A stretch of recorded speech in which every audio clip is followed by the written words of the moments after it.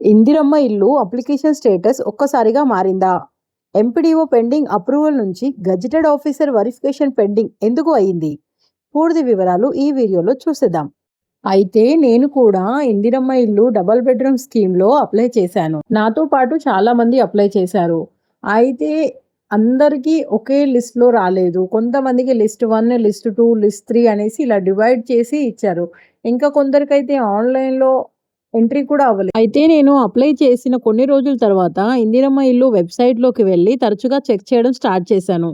అలా కొద్ది రోజుల తర్వాత లిస్ట్ 2లో సెలక్షన్ అయింది అనేసి వచ్చేసింది. ఇంకా ఇందిరమ్మ ఇల్లు టోల్ ఫ్రీ నెంబర్ కూడా కాల్ చేసి కనుక్కునేదాన్ని.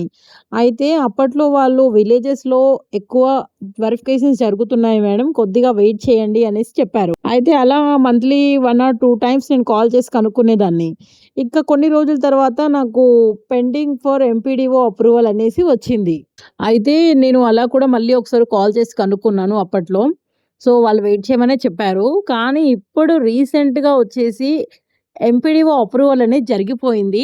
అది జరిగిపోయి next gazetted officer verification pending అని చూపిస్తుంది. అంటే మనం లాస్ట్ స్టేజ్‌లో ఉన్నామని అర్థం. నిజంగా అండి, నేను అది చూసి చాలా షాక్ అయ్యాను. నాకైతే చాలా హ్యాపీ కూడా అనిపించింది. అసలు నా ఆనందానికి అవధులు లేవు. ఎందుకంటే నేను రాదనుకున్నా. బట్ 100% వస్తుందండి. ఇది అందరూ నమ్మాలి.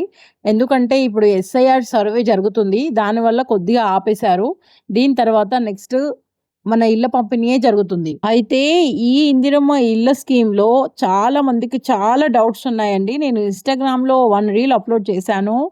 అసలు నమ్మొద్దు ఎంతమందికి ఎన్ని డౌట్స్ ఉన్నాయో పాపం. అందుకని నేను ఈ వీడియో చేయాలనేసి చేస్తున్నాను. పాపం నాలాగా తెలియకుండా ఉండేవాళ్ళు ఎంతోమంది ఉన్నారు. ఇంకొకటి, ఈ ఇందిరమ్మ ఇళ్ళ కోసం కూడా వెయిట్ చేసేవాళ్ళు చాలామంది సో, వాళ్ళందరికీ చెప్పాలి అనేసి ఈ వీడియో చేస్తున్నానండి.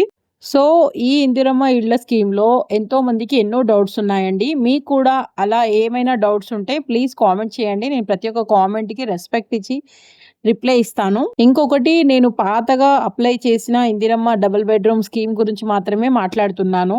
ఇప్పుడు కొత్తగా 10,000 అమౌంట్ పే చేసే స్కీమ్ ఉంది కదా! నేను దాని గురించి మాట్లాడట్లేదు. So, SIR survey issue complete అయిపోయిన తర్వాత ముందు రాబోయే రోజుల్లో ఎలక్షన్స్ ఉన్నాయండి. సో, ఆ ఎలక్షన్స్ కంటే ముందు మన ఇందిరమ్మ ఇల్లు డబుల్ బెడ్రూమ్ స్కీమ్ అనేది కంప్లీట్ చేస్తారు.